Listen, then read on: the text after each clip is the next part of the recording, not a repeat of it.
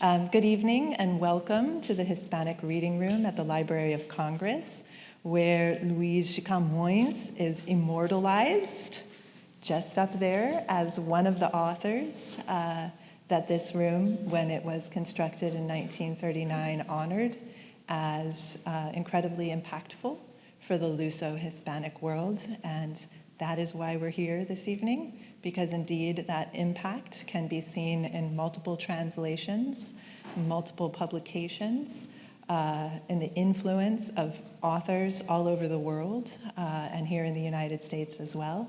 So we're here to celebrate because this is the 500th year anniversary of Camões' birth. And you're going to hear a little bit more about that from Sandra Pires in a second. But I'll say just a couple of quick words. I think everyone in the room, or maybe not, I shouldn't make assumptions. Why are we celebrating the 500-year birth of a poet? Because he is the national poet of Portugal and because he told the epic tale of Portuguese history. So he is quite celebrated in Portugal and, as I noted, elsewhere in the world as well.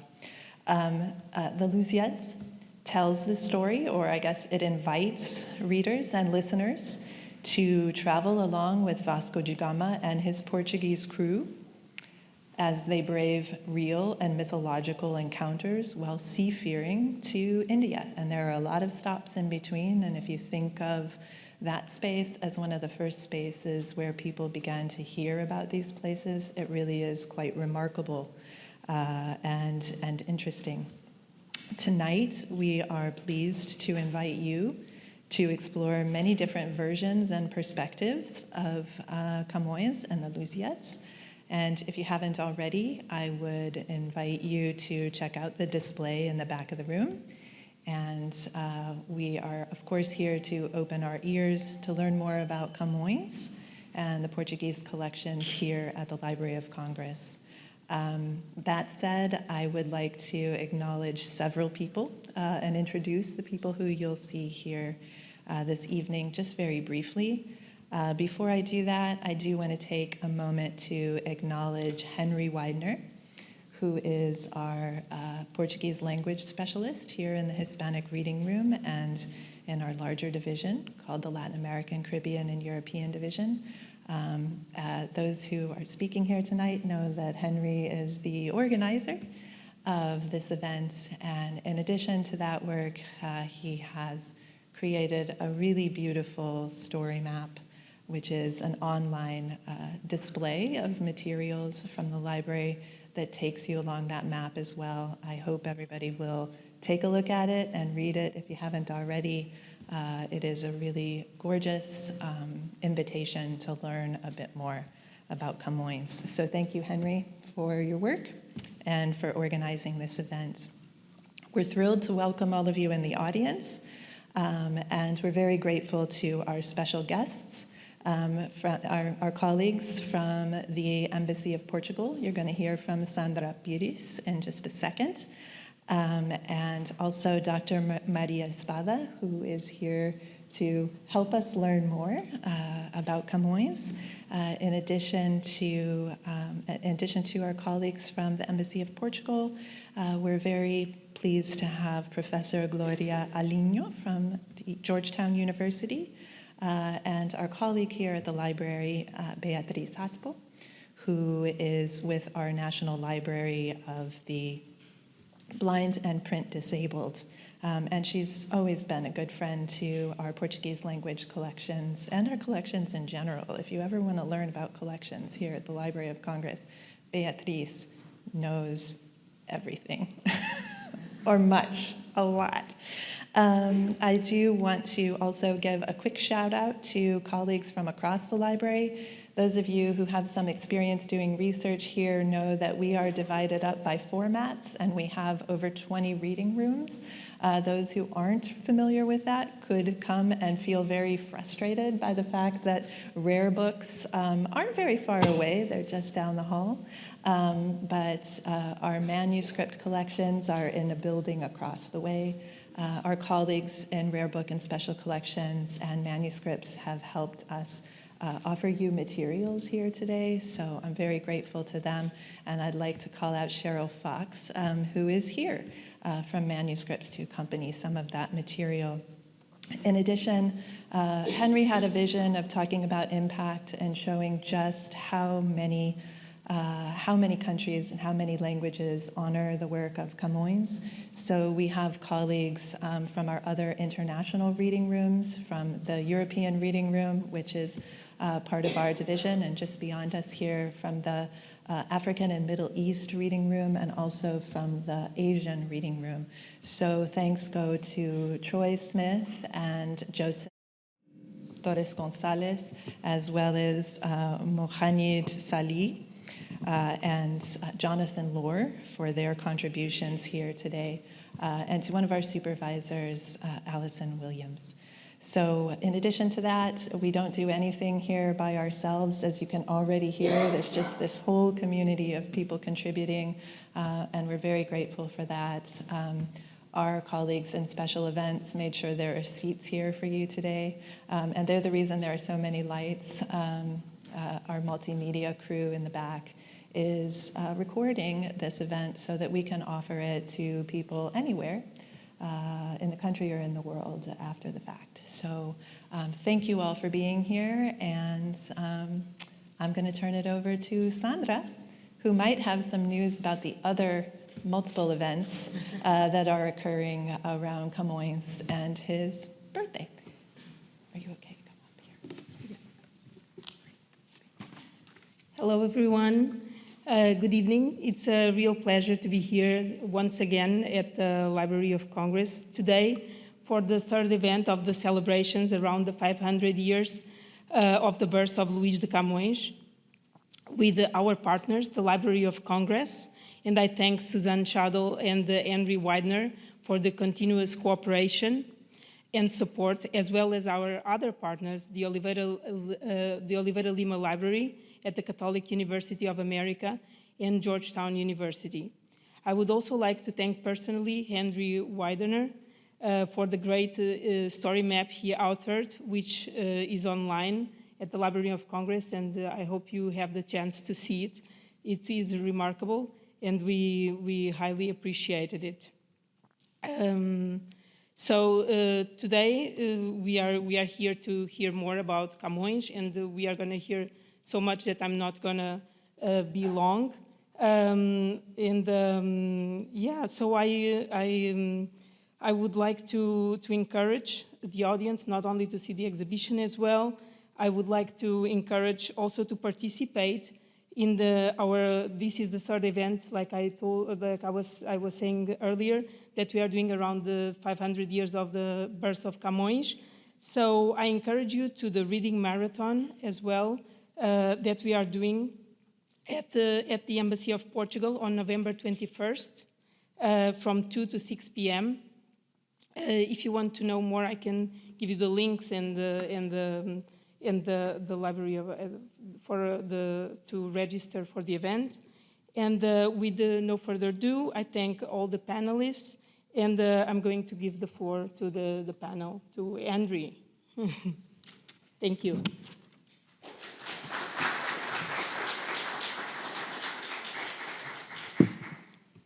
All right, can you hear me? Cool. So good evening, everybody. As it's been mentioned before, my name's Henry. I'm the Portuguese language reference librarian at the Library of Congress. Any question you have about Portugal, Brazil, or anything in the Portuguese language, you're going to talk to me at some point, and I'll be really glad to talk to you. I'm also really happy to be joined by Beatriz, by Professor Glória, and Dr. Espada, as we explore the Library of Congress's unique collections on Portugal's national poet, Luís de Camões. And I also want to recognize my buddy behind the scenes, Joseph, who's going to be switching the slides for me. So Joseph, could you tap that arrow? We're going to begin today with a brief overview of the life and works of Luís de Camões.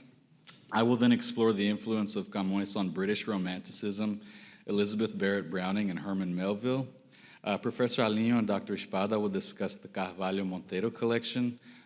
You'll see a lot of items in the back there from that collection. and its travels around the world and to Washington, D.C. And then Beatriz will close, showing us some items of Camoniana from this collection. You can go to the next slide. The life of Luís de Camões was one of travel. Believed to have been born in Lisbon in 1524, Camões spent his youth in the city of Coimbra. His family's modest social rank gained him entry into the Portuguese royal court at Lisbon, though this was never enough to guarantee his permanence there. From 1547 until 1570, legal and financial troubles took Camões from the Portuguese fortress at Ceuta in North Africa, where he lost his right eye, to a Lisbon prison, Mozambique, the Persian Gulf, Goa, and Macau, where Camões is said to have written the majority of his Lusíadas, the epic poem of the Portuguese people's conquest of the eastward sea route to India. In 1570, Camões finally returned to Lisbon, where a modest royal pension served to keep the poet alive but destitute. In 1580, Camões passed away in an almshouse. Can you hit us with the next slide, Joseph?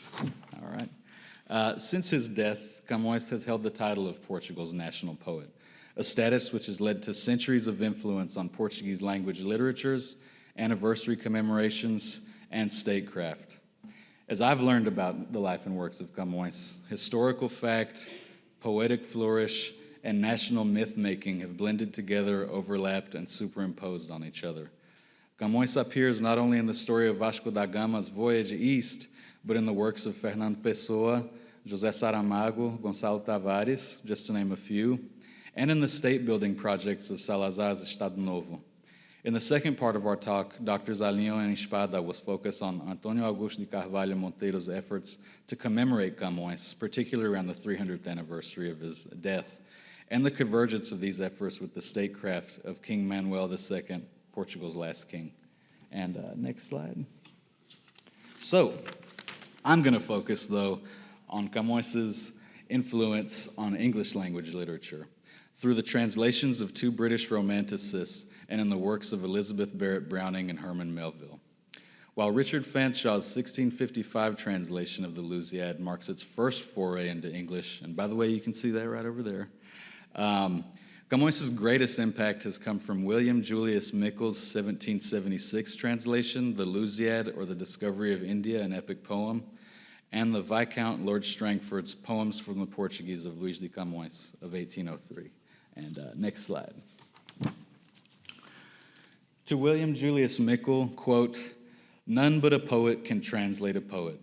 The freedom which this precept gives will therefore, in a poet's hands, not only infuse the fire of his author's poetry into his own version, but will give it also the spirit of an original." Mickel's creative translation of the Lusíada, by far the most popular in English, shows many deviations from the original. And more than mere aesthetic choices, these alterations mark Mickel's contribution to Britain's colonial project in India. And you can click one more. Sweet. Appearing originally in 8-line stanzas following an A-B, A-B, A-B, C-C rhyme scheme, Os Lusíadas aim to extol the heroism of the Portuguese people as a whole. Mickel's Lusíada, however, used rhyming couplets to claim Vasco da Gama as the epic hero of Portugal's eastward voyage. Thus, the first canto, third stanza of Lusíadas in the original Portuguese. Cessem do sábio grego e do troiano, as navegações grandes que fizeram, cálice de Alexandre e de Trajano, a fama das vitórias que tiveram, que eu canto o peito ilustre lusitano, a quem Netuno e Marte obedeceram. Cesse tudo que a musa antiga canta, que outro valor mais alto se levanta.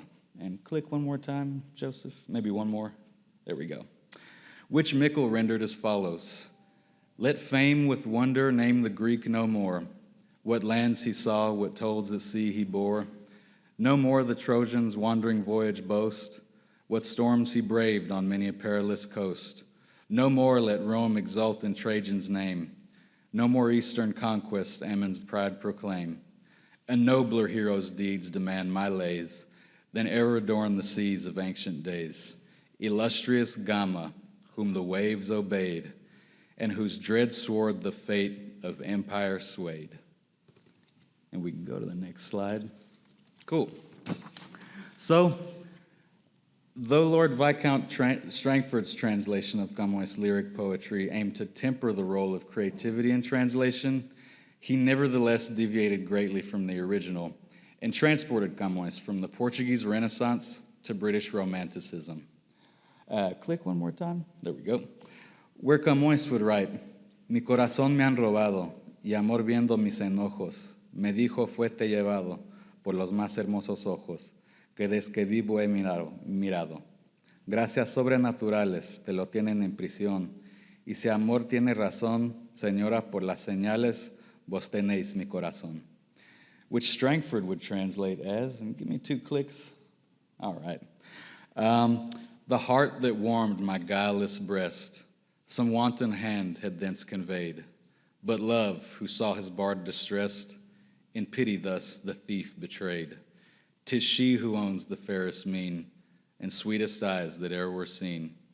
And sure if love be in the right, and was love ever in the wrong, to thee, my first and sole delight, that simple heart must now belong, because thou hast the fairest mien, and sweetest eyes that e'er were seen.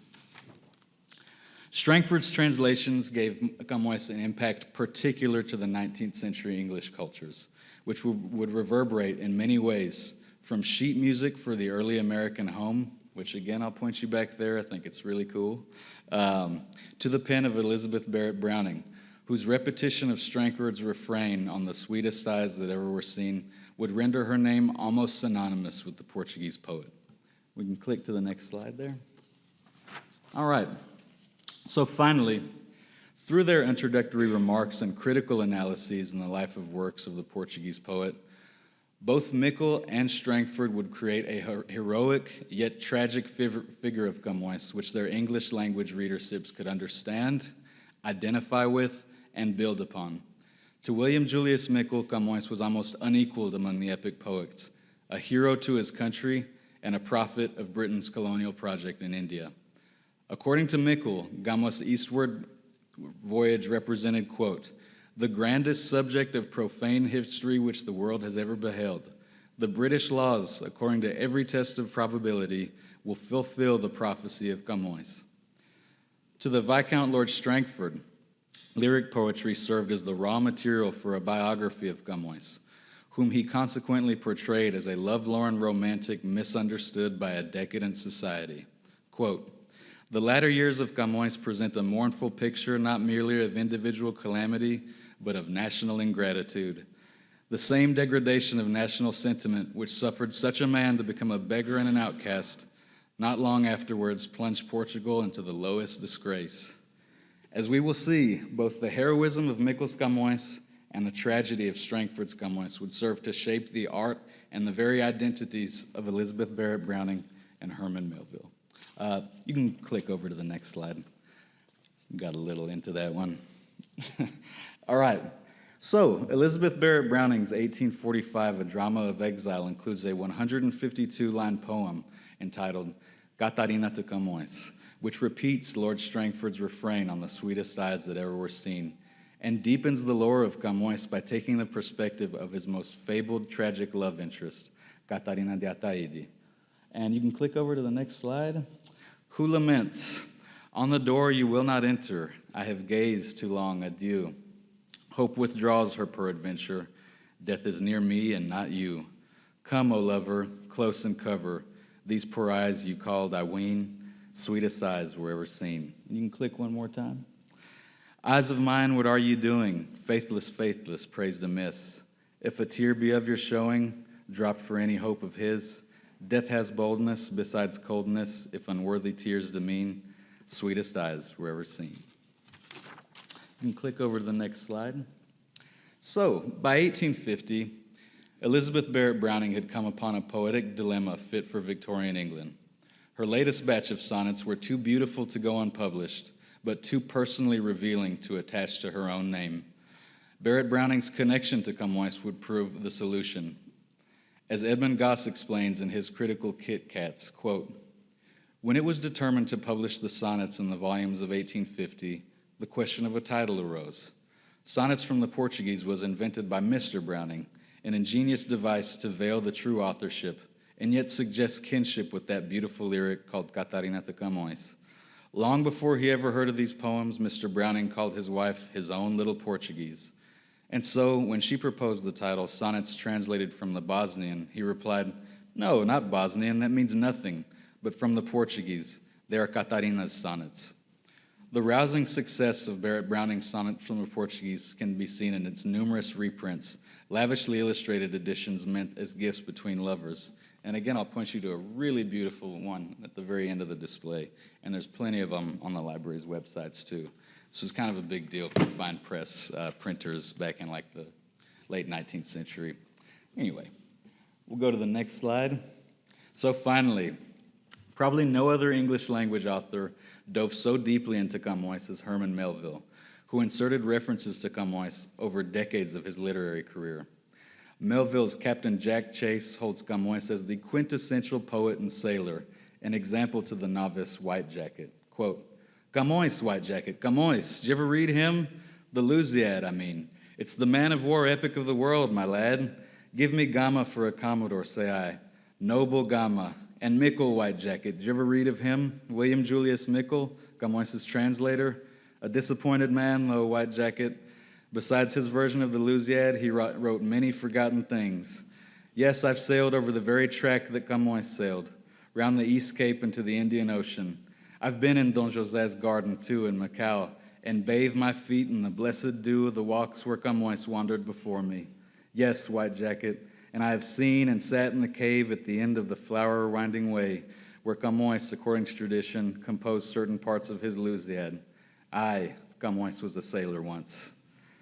As Melville fell into obscurity toward the end of his life, Camões would reemerge as a vehicle for the Americans' own frustrated ambitions. And you can go to the next slide there. Cool.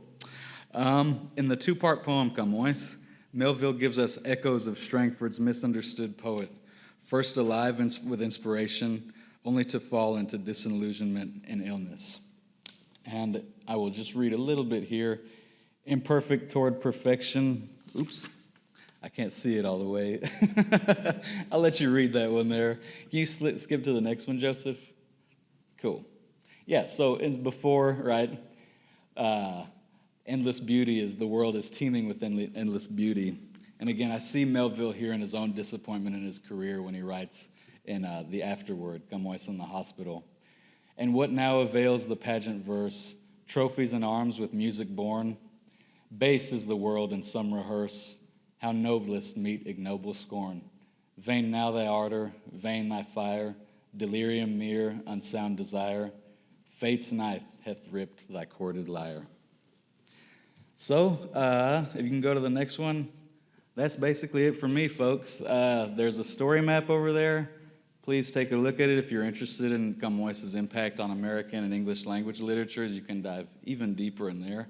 And now I'd like to call to the stage Professor Glória and Dr. Espada. So thank you very much.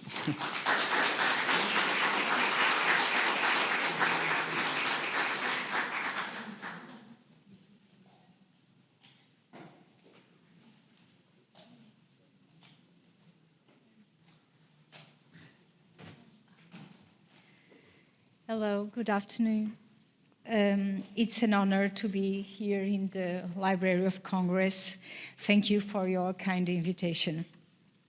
So this presentation intends to retrace the steps of the centennial journey of an extraordinary collection of books that originally formed the library of a prominent figure of the Portuguese society during the 19th century and the early 20th century, António Augusto de Carvalho Monteiro.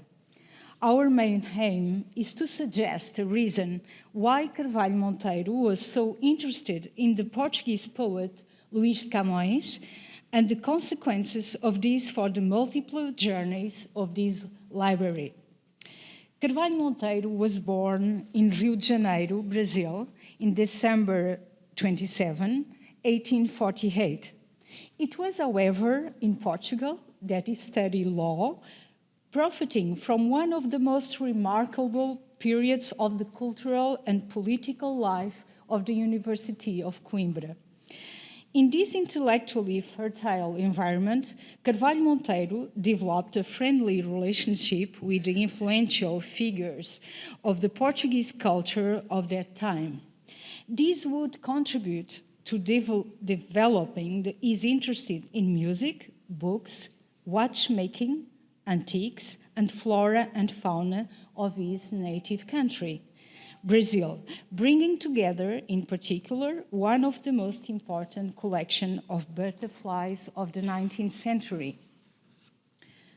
The intellectual dimension of his life that at that time can be considered as a potential catalyst for the literary interest which led him to create what is now the Carvalho Monteiro collection.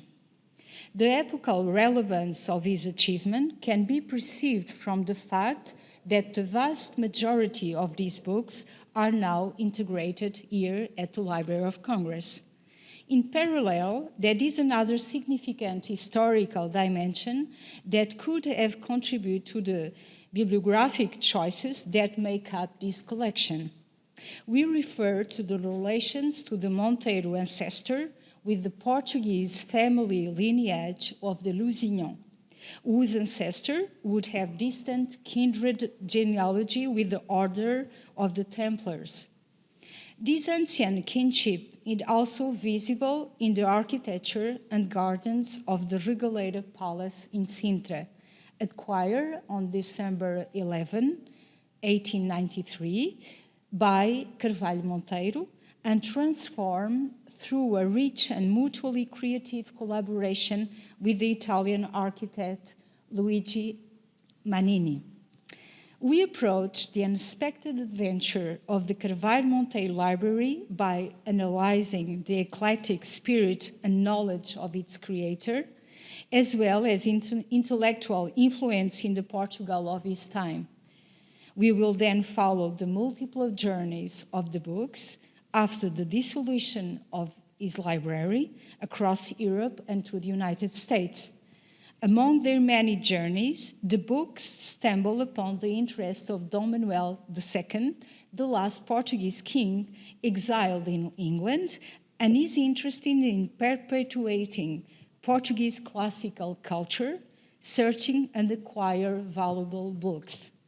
Although at different points of the time, both men, Carvalho Monteiro and Dom Manuel II, devoted a great deal of effort to gathering the books that, from their perspective, were witnesses of the mythical, historical, and lyrical spirit of the Portuguese identity, and of which the Portuguese poet, Luís de Camões, was the pillar, thus transforming the book into a reminiscence of a territory and consequently as a tool for diplomatic dialogue. As to the genesis of a library, we can speak of the books that make up the library and underline the intimate connection that it establishes with the spiritual, philosophical, esoteric, and Masonic traits that characterize the Palace of Regaleira and the very thought of his owner.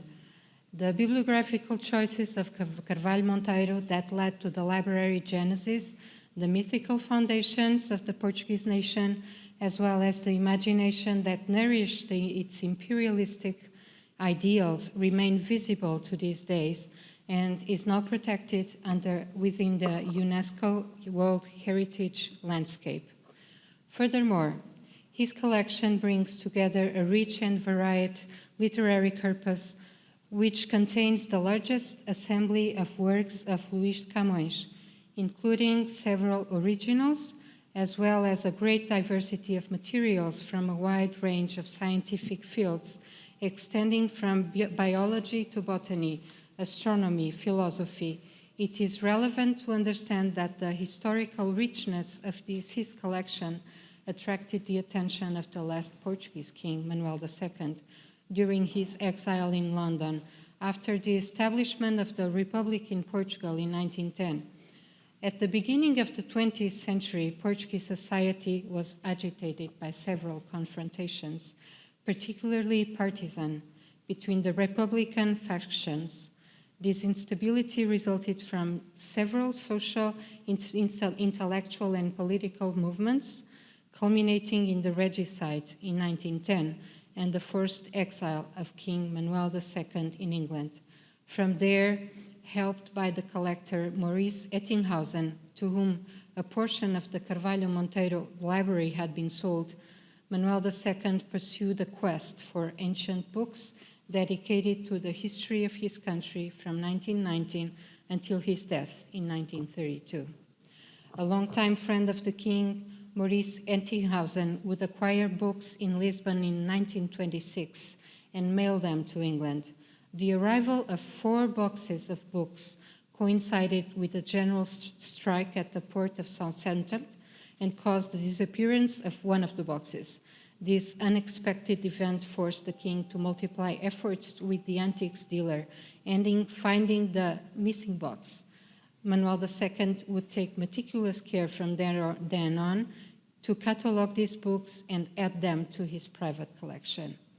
Another part of the Carvalho Monteiro collection, consisting of books, pamphlets, and engravings, was acquired by the Library of Congress in 1927 from the antiques dealers Max Brothers, and it was transported in 7 large wooden containers by sea.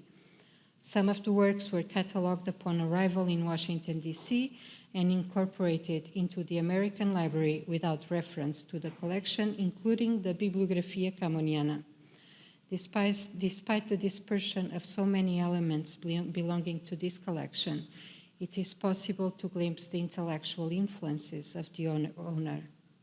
As Américo da Costa Ramalho, a researcher and academic from the University of Coimbra, rightly pointed out, several publications that make up this repository are linked to the cultural, political, and academic life of Coimbra, where Carvalho Monteiro studied.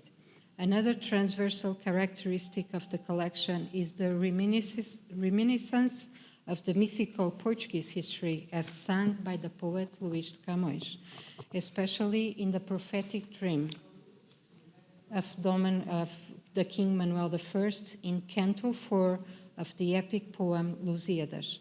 This was one of the details to which the last Portuguese king paid attention. We can therefore say that these 2 men, Carvalho Monteiro and Manuel II, who never met, experienced a common affection for the book object, and of which their private collections would be a reflection.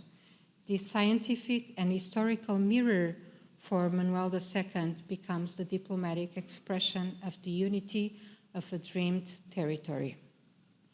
Besides including the larger collection of Luís de Camões ever assembled, the Carvalho Monteiro Library reveals the history of Portuguese expansion linked to myth, sacred, and the profane. We can find this pictorial literary genre in the images of some editions of Luís de Camões. They show us, for example, Orpheus on the cover playing the harp and taming the deer and the lion, as well as the dividing non vi sed ingenio et art, that is, not strength, but ingenuity and art. It is often emphasized, in fact, the influence of the emblem books in Camões' work. According to Américo Costa Ramalho, we can also find important commemorations, such as the 300th anniversary of the publication of Lusíadas in 1872 and the anniversary of the death of Luís de Camões in 1880. The commemorations of Luís de Camões occupy a central place. The great Portuguese poet is also represented through the 77 volumes of the Repositório Camoniano, coordinated by Carlos Cirilo da Silva Vieira. It is also possible to find in the Library of Congress editions that are duplicates of the original, such as the Bibliografia Camoniana by Teófilo Braga from 1880 and the Pretidão de Amor of the Andechas da Bárbara Escrava by Luís de Camões. Américo da Costa Ramalho finally mentions that the collection included papers and books printed by Carvalho Monteiro himself at his own expense.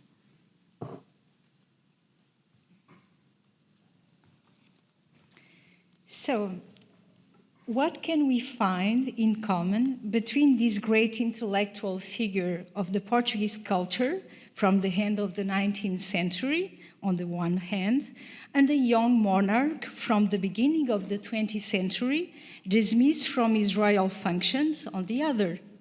What space, human, virtual, do these books already open for us, and what other spaces can they still open through their virtuality, such as the one that the Library of Congress now gives them?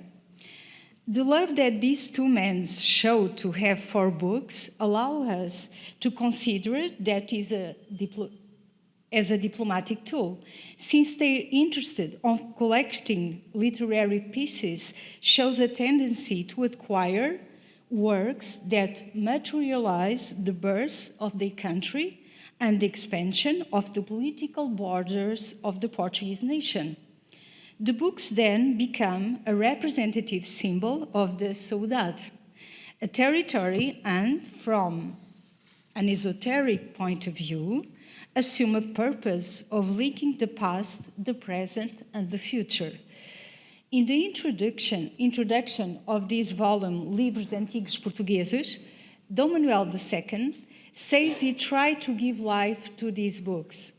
Their role as a representation of the past was so strong that they made an exiled king take an interest in them, grouping them together to justify a royal house and a lineage. The literary assembled by Dom Manuel II became a symbol of his position as a king without a throne, a set of signs that entitled him to the continuation of royalty and the representation of a people. Despite this, we can say that the books of the royal collection still fulfill the posthumous diplomatic role during their journey from England to Portugal. In his memoir, The Antiquarian Ettinghausen says he paid homage to the former exiled king by organizing an exhibition of his most important books in Paris and in London. The event that took place in London was little attended and attracted only few visitors. But in Paris, the exhibition welcomes multiple political, diplomatic, and aristocratic figures, among others, the president of the French Republic, Albert Lebrun, the Portuguese ambassador, Armando da Gama Ochoa, and the philosopher, poet, essayist Paul Valéry. Miss Marjorie Withers, the friend and dedicated secretary, guided the visitors through the books. Meanwhile, the widowed Queen Augusta Vitória would return to her native country, Germany, in a property of her family to build a palace which would house from then on part of the library of her husband, which ended up not being sent to Portugal. Besides the set of books taken by Augusta Vitória to Germany, there were others that can be found today in the township of Vila Viçosa, in the south of Portugal, historically connected to the royal family. This from a relevant Camuniana from the 16th century that is signed by the poet Luís de Camões, which purchase result from a firm belief of the king in an historical and cultural missions closely related to the Portuguese nation. So this brief trajectory shows us that the Carvalho Monteiro collection has not just traveled from its place of origin, the Regaleira Palace in Sintra, to the Library of Congress, but in the contrary, it has experienced a more complex trail still to be identified completely. We can say that its journey is made up of multiple paths that are the result of the power of attraction exerted by books and between them. This collection, in particular, brought together the spirit of a man with multiple and diverse interests. Our path showed us this could be the landscape of the current location of the Carvalho Monteiro Library. As for the collection of musical instruments and shells, it also remained in Portugal, partly on the possession of the National Conservatory of Lisbon, as partly integrated in the Museum of the Universities of Science in Coimbra. There are also records of another precious collection of works by Luís de Camões acquired by the Municipality of Lisbon in 1980. Taking into account that the city managed to buy several volumes of the deposit, that probably Maurice Ettinghausen says he saw in a building during his trip when he went to Lisbon to buy the books to the Dom Manuel II. The antiquarian refers to a narrow physical space which gave an idea of the wealth container in the collection, but where it could not be shown in its splendor, since it was difficult to consult the titles, he said. This consideration led us to think that in this digital world, both visible and invisible, that is possible to perceive the books as a whole. It's like a library from the past that is illuminated by contemporary interests. Bringing these books together means bringing together visions of a certain perspective on the history of Portugal. It shows the passionate story of two men who guided their lives with a reconstructed discourse through the mysterious path of mythical historical dimensions. They subsist in the materiality of a book, which is visible in the esotericism of an initial space, the Palace of Regaleira. This is one of the doors of the palace, and in the immateriality of a global virtual space. Although the nature of this space diverges, it also, by that very fact, shows us a path that takes us back to a cultural and historical matrix. The esoteric world and the virtual world does travel beyond materialization towards a global anchorage, opening new transatlantic routes for knowledge. Thank you. Thank you.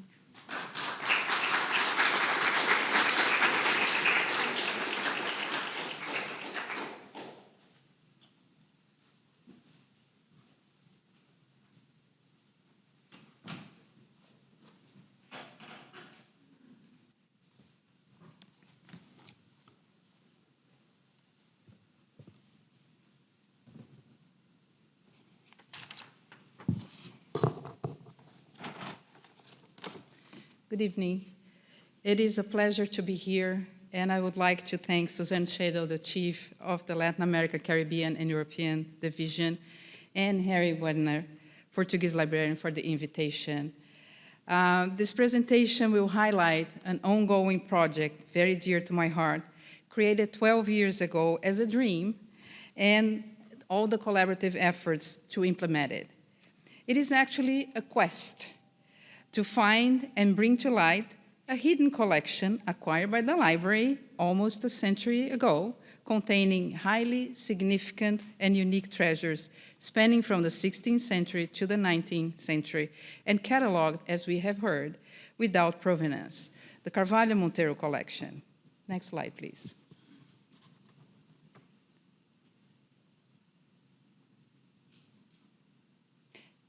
Okay.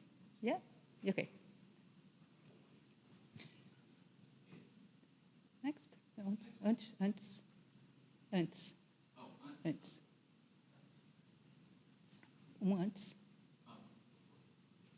Okay, so slide number 2. Okay, thanks. The mission of the Library of Congress is to engage, inspire, and inform Congress and the American people with the universal and enduring source of knowledge and creativity. The library preserves and provides access to a rich, diverse, and enduring source of knowledge. There are many important dates in the history of the Library of Congress, some represented in this slide. But I want to highlight one in particular, the year of 1929, when the library completed the purchase of a private collection of approximately 30,000 items, considered the largest acquisition of that year, the Carvalho Monteiro collection. This acquisition constituted the backbone for the creation of a new division and reading room, the Hispanic division, where you are today in 1940. So let's talk about the library and a little bit more about Carvalho Monteiro. Next slide, please. As you heard, Carvalho Monteiro was born in Brazil and then spent the rest of his life in Portugal and returning to Brazil after he married Perpétua Augusta Pereira de Melo in 1873. As a Portuguese businessman and philanthropist, Carvalho Monteiro was interested in natural science, poetry, and the humanities. He was an avid bibliophile and gathered a large private collection, as we saw, of 30,000 volumes. He was passionate about entomologies and traveled throughout Europe to contact experts. His interests expanded into botanic, ornithology, and he discovered various species of butterflies and plants. And he possessed an impressive natural history collection. So it is of no surprise that he is known as the pioneer naturalist. Next, please. Quinta de la Regaleira is a UNESCO World Heritage Site located in Sintra, Portugal. It is a magnificent property that shows Carvalho Monteiro's passions and beliefs in each component of the architecture, furniture, and gardens. And here on the right, you can see Carvalho Monteiro at age of 22 with his butterfly catching suit and gear. He liked to design his own equipment. And for example, in his backpack, he carried an umbrella with a modified articulated handle to collect the butterflies. So he was also an inventor. On the lower right, you have a view of Carvalho Monteiro's coat of arms with the monograms S for Sebastianism. And in the center, the greenhouse in which he cultivated orchids. Next, please. In 1904, as we heard, he hired the Italian architect Luigi Manini to transform the state by creating enigmatic buildings with symbols related to alchemy, masonry, and the Knights Templars, and with pagan and Christian iconography. One of the greatest structures is the 80-foot deep well with a spiral staircase, symbolizing the man's journey into enlightenment. You go down and down and down in the well and then after you leave this journey, you literally walk over water. It's really cool. And I did this. This is fascinating. Next. I visited Quinta de la Regaleira in 2017 during my vacation to research a little bit more about his life. And it is really a place like he used to call the paradise on earth, full of symbolism, using a combination of Gothic, Renaissance, and Manueline styles. It was a remarkable and very enriching experience that helped me understand his collection better. Next, please. The Carvalho Monteiro Library, with over 30,000 items, focused on Portuguese cultural history, the flora and fauna of Brazil, and became an important source material on art and architecture in a variety of languages in the 19th century. It contained an eclectic group of materials, including documents, incunabula, manuscripts, original engravings and prints, ephemera, and limited editions of scholarly works funded by him about the 19th century Brazil-Portugal connections. It also incorporated other private libraries, such as the Library of Conde de Olivais de Penhalonga, in addition to music manuscripts and pamphlets. And since we are celebrating Camões this evening, I want to especially emphasize that his library contains the most comprehensive collection of literary works of the Portuguese poet Luís de Camões. Carvalho Monteiro was also the greatest collector of works by and about Camões in his time.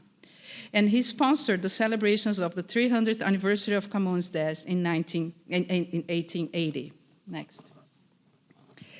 Here are some examples of limited publications, like the manuscript Os Lusíadas from Camões on the left, and on the right, a drawing from his collection of a Brazilian parrot. Next. Carvalho Monteiro's passions for entomologies and botany show prominently in his library. On the left, a 1749 booklet about a trip to the Oaxaca region in Mexico, one of the many rare books of his collection.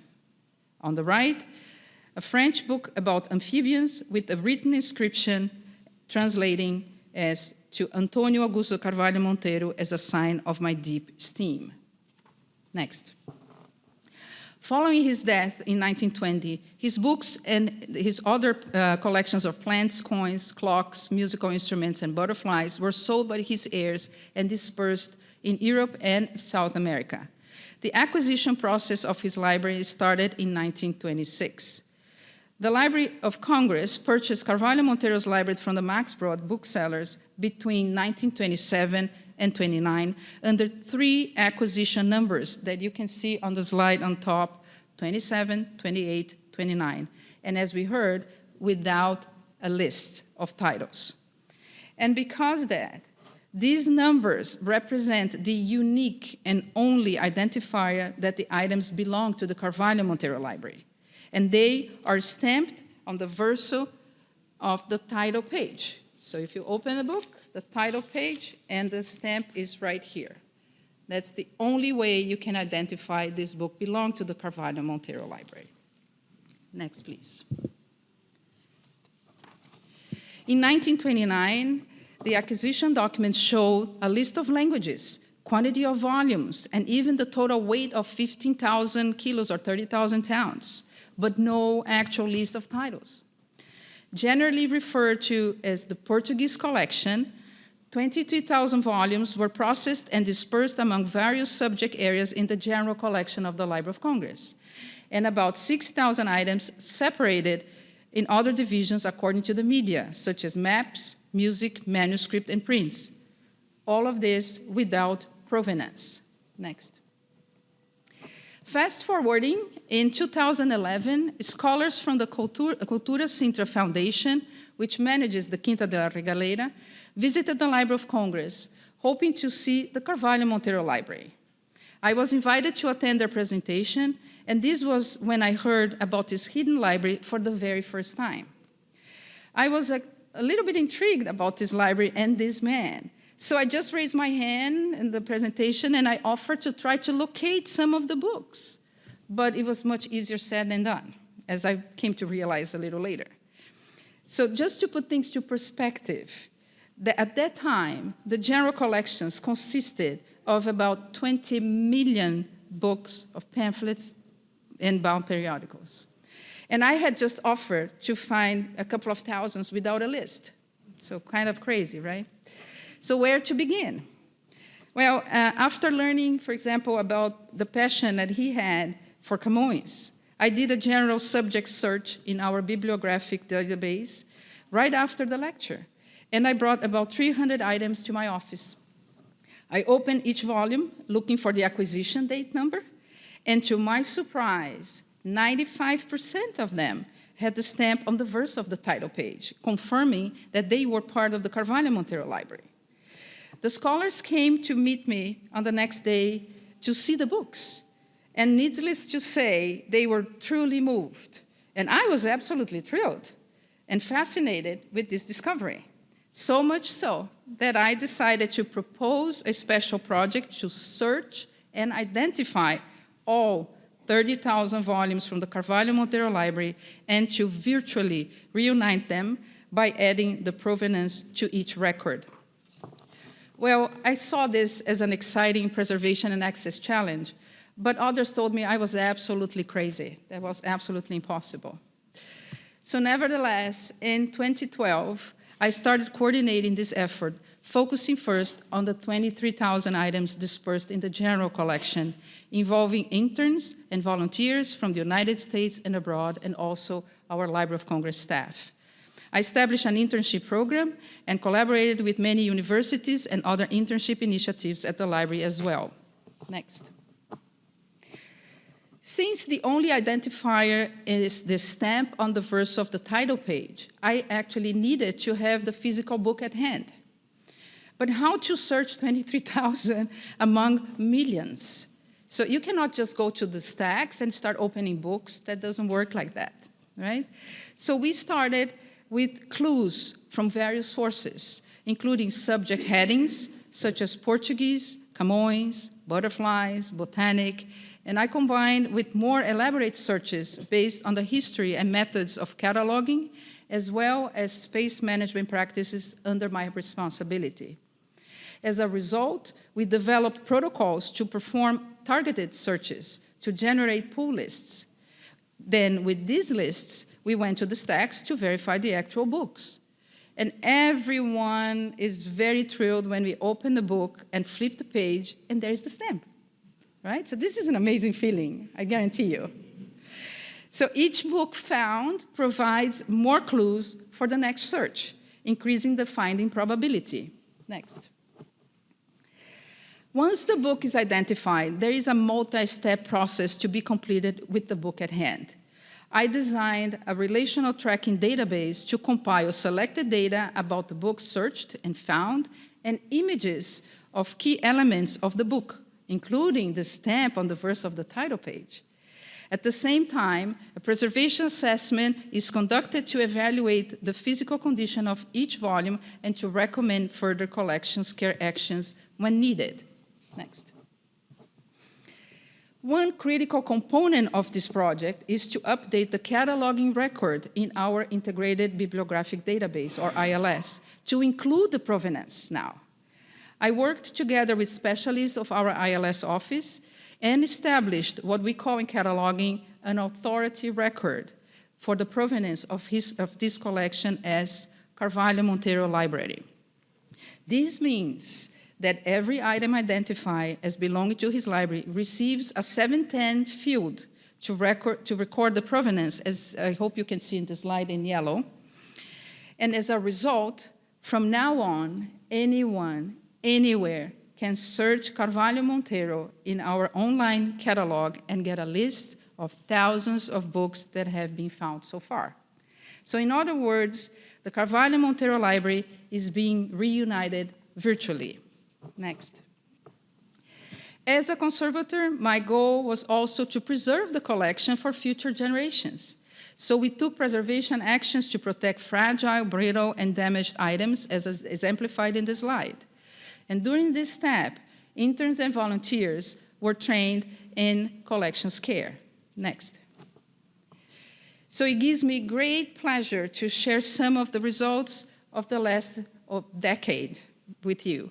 So we reviewed over 10,000 items and have identified 9,121 as belonging to the Carvalho Monteiro Library. And this includes many items from his Camoniana. So this also represents 40% of the books in the general collection and nearly 1/3 of the total acquisition. The matching rate is over 90%, proving that the targeted search performed was very, very successful. Among the findings are 62 boxes of over 3,083 original Portuguese pamphlets, whose location was unknown until 2015. And there are also over 45,000 images highlighting special information about the books, such as historical end papers and original bindings, as you can see in the slide. And the interns have spent over 20,000 hours in this project. Next. Here is an example of a miniature, since we are commemorating Camões, an Epopeia Nacional from Os Lusíadas, and it has also a picture of Carvalho Monteiro and a dedication to Carvalho Monteiro. Next. Another example of a facsimile of the first edition of the Lusíadas, por Tito de Noronha, also with dedication to Carvalho Monteiro. Next. Over more than a decade, the visibility of the project has increased considerably through special presentations, displays, and publications. We even created bookmarks with highlights of the collection. And most recently, we have blogs and videos that you can see if you search Gardens of Memory, which is the Preservation Directory blog site. There's also helped with the assistance of lots of interns and volunteers. Next. Another tool to bring awareness to the project is the Carvalho Monteiro flyer, with short explanation of the activities and findings, which has been distributed during events and presentations, so everyone can participate in the search. And is also made by the interns. Next. As I mentioned, everyone is excited when we find a book that belongs to his library. My interns tell me all the time that they feel like real Indiana Jones, right? Searching for clues and finding hidden treasures in the stacks. So here you have Leah and Amy, absolutely thrilled after turning the page and finding the stamp. Next. More than statistical numbers, this initiative has been building bridges of collaborations among colleagues at the Library of Congress and with other institutions, and especially between interns and volunteers from diverse backgrounds and cultures, who very frequently write me asking about how we are doing, how are the findings. This project also influenced the career path of some interns. One of them, for example, decided to learn Portuguese, and then later pursued a career in diplomacy. And then she invited me for her graduation at the State Department. So this was really nice. Other interns called me when they were visiting Quinta de la Regaleira for the first time, and they connected to the project to see how fascinated they were to see it firsthand what they were working about. Next. So the internship program has fostered opportunities and collaborations, as I said, with universities and other institutions.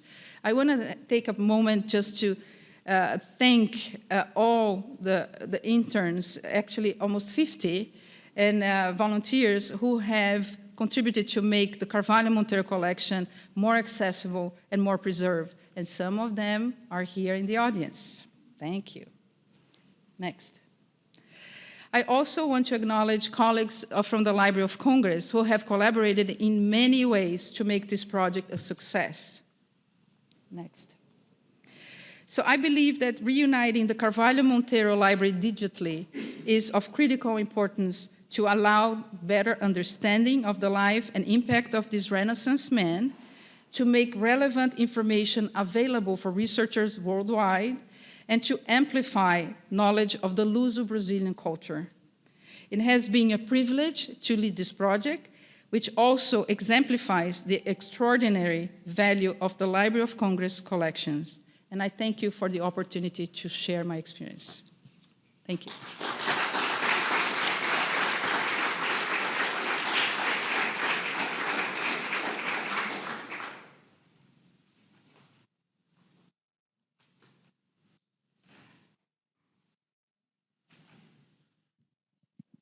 Hello. All right, cool.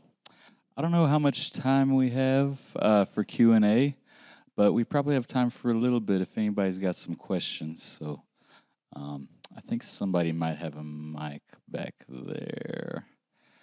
I don't know. I do see a hand, though. Maybe I'll just walk down there, give you this mic, and then we can use this one over here.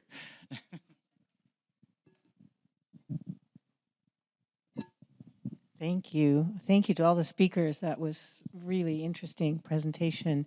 I'm curious about Camões and how the translations of his works spread and who was actually doing the publishing. Were there publishing houses? Were they commissioned by wealthy individuals? How did that work? We saw some Swedish and Danish translations. Who's making these decisions? How'd they travel and who published them? Hello. Yeah, that's a really good question. Thanks. I think it's kind of fascinating, number one, because you'll notice a lot of, I can only really speak for the English translations, but you'll notice like the patrons, right? Like Richard Fanshawe in 1655 recognizes, I can't remember who his noble patron was, but he was kind of patronized to do that, right? If you look at the William Julius Mickle that we have from 1776, there's a massive list of subscribers which is how they would, get books printed a lot of times, was have people subscribe, sort of pay for it beforehand, so they knew that there would be some kind of market for it. And I really think it's interesting too. I'm so glad you brought this up. It's like you kind of read my mind. If you look at like the Dublin and American imprints, so the way it would work, right, is that there was this thing called the Stationers Company in England, and they had like a monopoly over the printing of a book, right? That didn't apply to Ireland and the United States, and that were kind of notoriously like pirated copies. So a lot of what you'll see is sort of outside of the purview of the monopoly, and I think it sort of is a testament to how popular Camões had become in the English language, to see all of these different reprints so often. And I really like, it goes from the 1776 very large first edition to like an 1822 like almost pocket edition. So I think it's a testament to how popular it was in English. But yeah, that's kind of a little bit about at least the English language ones.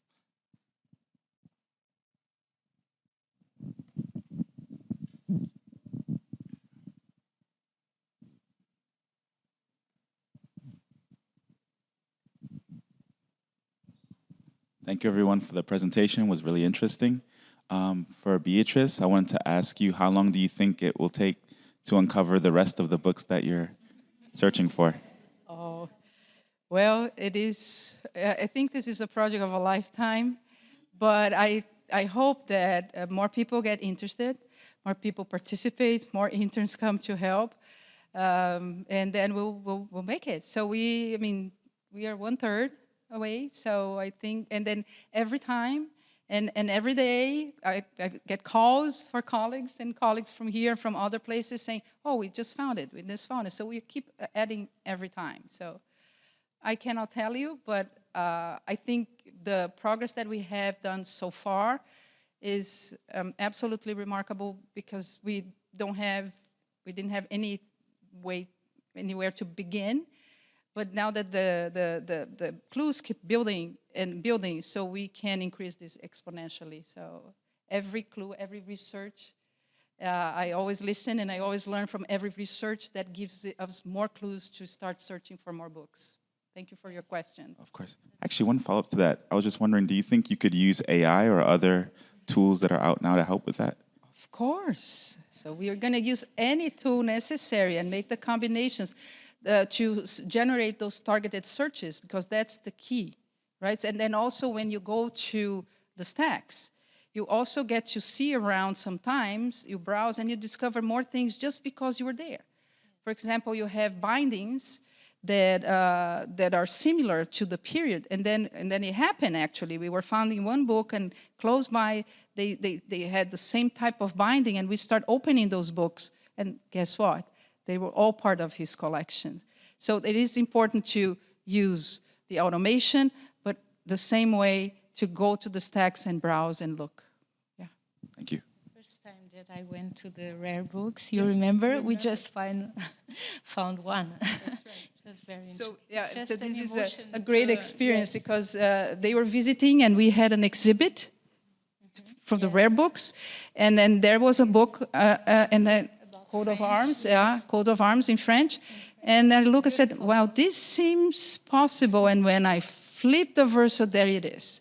So we found the book. That was very, I tell you, we are thrilled when we find the stamp. And research and interest from Camões, I think it's so easy to find, I'm sorry, it's so easy to find books when we are doing research. Of course, yes, I think to keep researching about this collection, it's essential to find other books.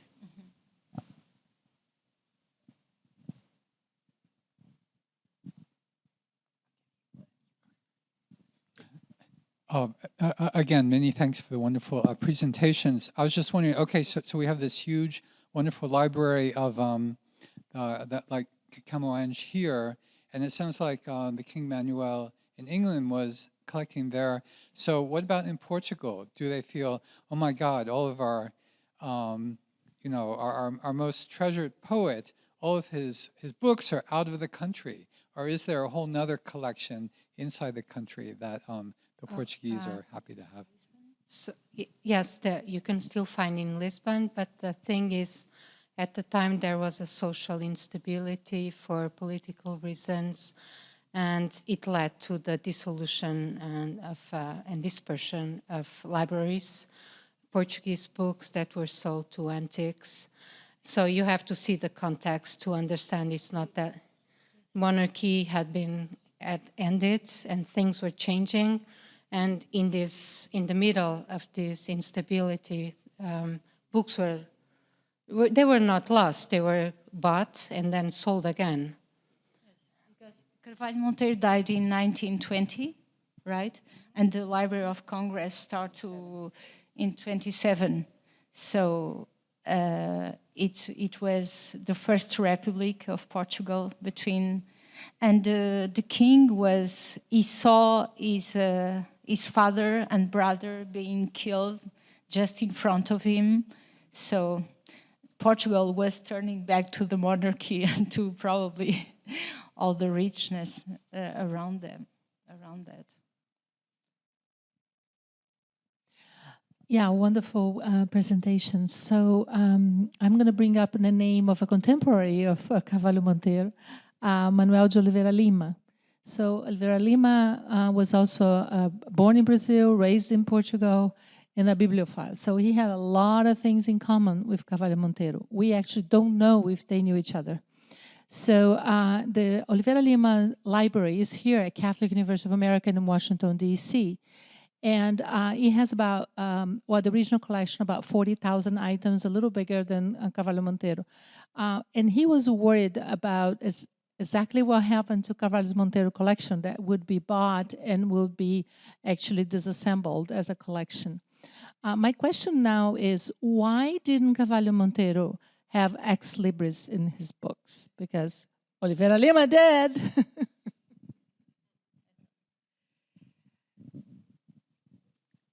I cannot say for sure, but we find many different ex libris in his collection that also help us to make sure they belong to him. I think this is something research can help us further. Yes. We are actually discovering things from his life as we do this.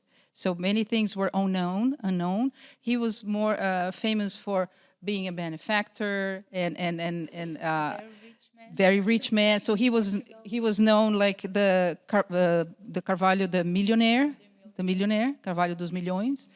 So and he was all over the place. So we are really, I mean, it's going to be a good research to continue to be doing, right? Yes, exactly.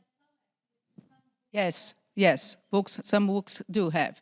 And then the tracking database that I have is also recording what we are finding. And not only to help us with more clues, but also to try to put together the rationale or what the intention was, and not only from the ex libris, but then when they were bound, when they were where they were published, and the dedications, who wrote to him, and so this is all gathered into the tracking database.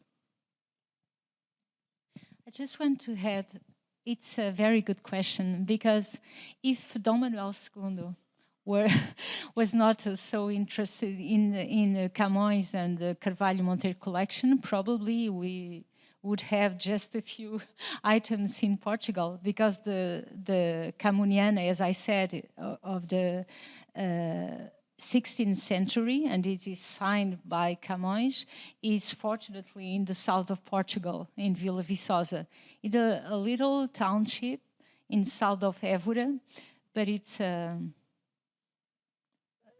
it's because of him, because he loves for books, because he really dedicates all his life to, yes. Actually, the king got the first batch when the heirs start trying to sell. So the king got the first batch, and then the Library of Congress, the rest.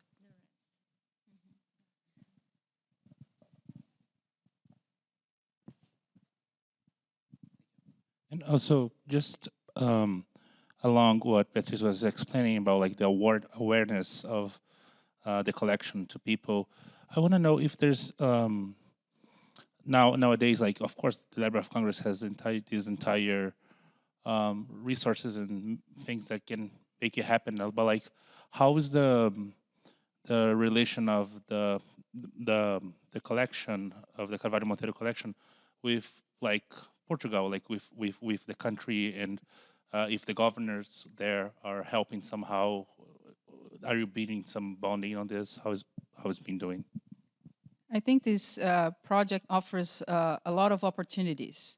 And the more folks are aware about what's going on, the more offers we get for interns and then collaborations, and also from Portugal. I think that there is a great interest from Cultura Sintra to continue supporting this project. And they know about the work. We have been in touch very frequently. And I think all of those collaborations will help, right? But we have to do more between Quinta das Galera and the Library of Congress. So it's a very good question. We intend to do that.